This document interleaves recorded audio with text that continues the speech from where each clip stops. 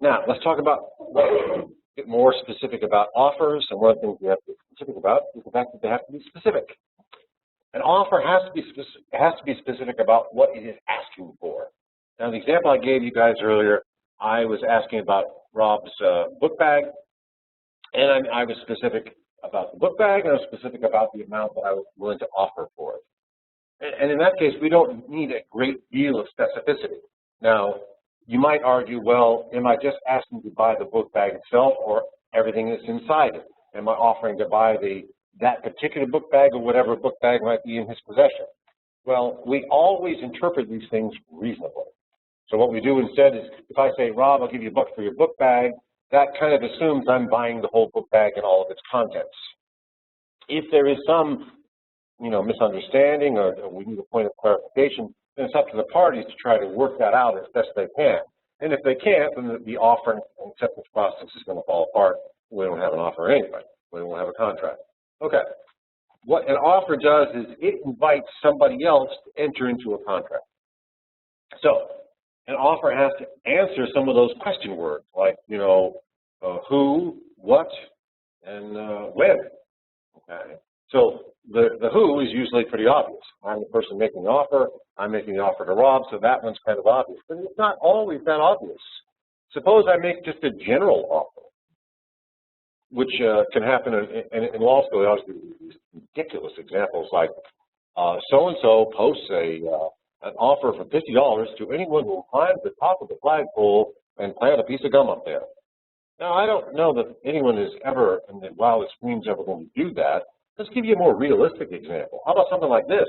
You read in the paper, Super Walmart is opening on Friday, and for the first 50 people who show up, they get a $100 gift certificate. Okay, is that an offer? Because if it's an offer, and I accept it, does that mean I have a legally binding contract? Okay, well, let's put it to the test. Let's see if it satisfies the what, the when, and the who. Okay, the who is simple, the first 50 people to show up. The what is $50 gift certificate. All right. Now, the how do I do that? How do I perform the contract? Well, can I just call Walmart up and say, yes, I accept? Well, no, those aren't the conditions. What the conditions that Walmart has put on it is they said, you can't call us up and just, simply ask for the $100 gift certificate. You have to do something. In this particular case, you have to go to the Walmart and be one of the first 50 people to show up. If you do that, in this case, the way that you accept the offer is by doing something. So you can't call up Walmart and say, I accept, in the same way that you drive through a neighborhood and you see a sign that says 210 Northwestern Drive, for sale, $250,000. You pick up the phone and you say, I accept. Do we have a legally binding contract? No, we don't. And the reason we don't is because the sign in the yard is not an offer. The sign in the yard is an invitation for you to make an offer. So later on, when we talk about real estate, we'll see what the significance of signs are. But in order to have a contract, we have to have something, we have to have an offer that is specific enough so that somebody knows what to do, how to accept it. So we need to know the what, the when, the how. The when is, usually wrapped up in it as well. So what we need is some idea of how to accept. So here are your basic questions. Has to answer the following questions. Who will be bound? What will be exchanged? What are the terms? And more importantly, how can I perform under this contract? How do I entitle myself to the benefits of whatever the contract would be? So let's go back to Granny's. Granny's going to give you $100 if you make straight A's at the end of this semester. Who will be bound? Well, you will be, and so will Granny. What will be exchanged? $100, but also your efforts in making those A's. Okay, what are the terms? The terms are real clear. You make straight A's on your report card, you get $100. Now, think about this from the reverse for just a second. If you want to try to see if you can figure out what makes an offer valid, well, what if we flipped it around? What if you decided, I want to attack this thing and say that it's not a valid offer? Okay. Granny says, you make straight A's, at the end of the semester, I pay you $100. Okay. Let's think about it from Granny's perspective right now. Let's suppose Granny isn't all that trustworthy. is she going to be able to do something to squirrel out of this thing? So let's say you make straight A's in all of your core classes, but you make a B in PE.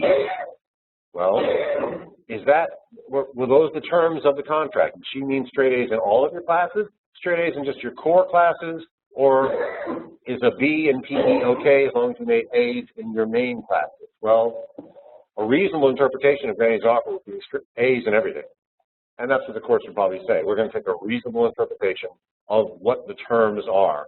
The courts now, these days, although they used to, these days the courts say we're going to put the most reasonable spin on what the terms are. So I offer let's make it $100 to Rob for his book bag. The most reasonable interpretation of that is I'm giving him $100 in currency for the book bag and everything that's in it. Okay? It would be an unreasonable interpretation for Rob to say, well, sure, I'll give you the book bag. It's this other book bag that I happen to have behind me that you didn't see. Well, that's an unreasonable interpretation.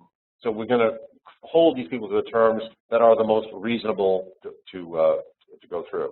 How can they perform the contract? It's really simple. He hands me the book bag, I hand him $100. Now notice we didn't say that, okay, I'll pay you $100 in 2 weeks when I get paid. Whoa, wait a second. You're now changing the terms again. We are renegotiating, and we can't do that. So we have a valid offer when it answers all of these questions. How do we have an acceptance of that offer? Okay. Well, one way we have to have an acceptance is we have to know who the offer's been made to. For instance, and I do this in class all the time. You guys never think about it as an offer, but I do this a lot. I make an offer to you, say, if you do the following, I will give you 10 points of extra credit, 50 points of extra credit. There's an offer right now, it's pending right now, where you can make 50 points of extra credit for one of your classes, and that's by completing the North Carolina Paralegal Association essay. And the offer is, I'll give you 50 points in one of your paralegal classes, even if it's not one of mine, if you submit an essay that meets the minimum requirements for the NCPA essay. And the minimum requirements are 2 pages long, double-spaced, and answers the question, I have chosen to become a paralegal because of X, Y, or Z. That is an offer. Now, I'm making a general offer to every paralegal student.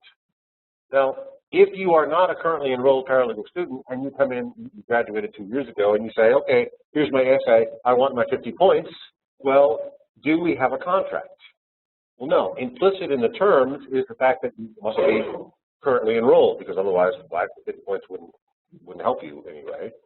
More importantly, the reason I'm making that offer is because it also benefits you long term, because if you write a good essay and you win, well, you're going to get free admittance to the March conference, but more importantly, you win some money.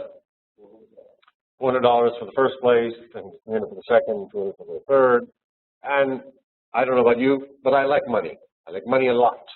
And so here's your chance to win some money. Now, you know, we're all reasonable, we're all adults. You know there's probably another reason I'm making that offer. I want you to win that essay because it makes me look good too. Because we won it the last 2 years in a row, and I'd like to win it again, or at least have somebody win it. So 2 years ago, Western Piedmont won the top 3 slots. That makes me look good too. Last year we won 2 out of the 3 slots. Well, I'd like to see another 3-slot win this year. So the reason I'm willing to do that, make an offer to you of 50 points if you follow these basic things. If you did that, and I didn't award you the 50 points, would you have a legitimate claim against me? And the answer is yes, you would. I have made a valid offer. I have made a legally binding offer in this case. You do the basic steps that I've outlined. You accept my offer by satisfying the conditions that I've set out in the offer. You're a currently enrolled student. You do the basic minimum essay. You submit it to me before the deadline. You're entitled to your 50 points. If I don't give you your 50 points, you could sue me over that, and you would win. Now, the value of your 50 points, how long this lawsuit would drag out, that's a question for another day. But I just thought I'd tell you, I'm going to give you the 50 points if you do that, because I want you to win. I'm not going to get any of the money, but I'll get some of the credit because you're in the Western Piedmont Paralegal Program. And nobody in the history of paralegal programs in North Carolina has ever won 2 years in a row. But we've already done that. So I want to make it worse. I want to win 3 years in a row because I'm just greedy. Okay? So there you go. Perfect example of an offer and how you accept the offer. Now, most of the time with offers, you accept not by doing something, you accept by saying something. You say, I accept, okay? In the case that I just made, Rob $100 for his book bag. Rob indicates his acceptance by saying, okay, yeah, we got a deal. In other situations, though, you accept by doing something. That's the difference between a unilateral contract and a bilateral contract. A bilateral contract, by being two, means there are two promises, okay? I say something, he says something. In a unilateral contract, then we only have one promise. I say something, and the other person has to do something. And the typical example of that is the reward poster, okay? A bounty hunter. Dog the bounty hunter, right? I skipped bond, and dog is after me. Can dog just call up the bonding company and say, I accept? The bonding company is going to say, what are you talking about? Hand Bevins over, then you get your money. So in a unilateral contract, we have a promise for an action. In this case, dog has got to produce me, then money. In the example I've given you about your 50 points, you can't just call me up and say, I accept. You have to do something. It's a unilateral contract. I've given you a promise in exchange for an action. Your action is writing the essay. And by the way, you probably wonder I'm using this as an example because I want you all to write the essay. And I want to submit a bunch of essays, and I want you all, I want some of you to win. I would love that. So there's an example of a unilateral contract. I'm giving you an offer, an oral promise in exchange for an action. But most contracts are bilateral. It's a promise for a promise. You sell a house, it's a bilateral thing. All right. I've made an offer. The way you accept it is simply by saying yes, okay, got it. And then later on, we'll go through the closing and we'll do all that other stuff. Okay. Now, what this actually does, and this is where we have to get into kind of a technical term, is we have to talk about what's called the power of acceptance. And the power of acceptance is where we're going to pick up next class. I'd like you to take a look at that material, communicating acceptance and the power of acceptance.